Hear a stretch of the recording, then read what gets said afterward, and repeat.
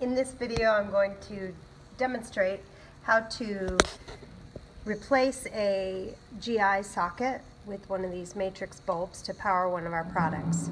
Step one is you locate a GI socket where the bulb is underneath the plastic on the playfield side. That way you don't see this bulb that's a slightly different profile from the top.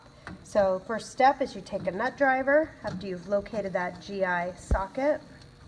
You're going to unscrew the hardware and you're going to take out, I've already taken this out, I apologize. In it you'll see this bulb.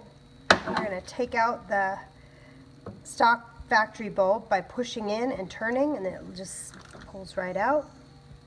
You're going to stick in this replacement bulb here, and then you push it down into place so it's at a little lower profile.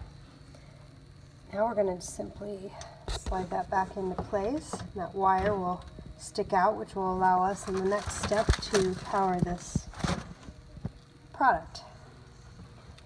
I'm going to replace this screw.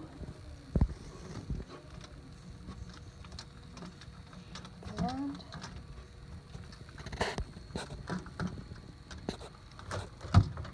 you're going to plug in your product right to the end of this bulb. And that is how you do it. The GI socket.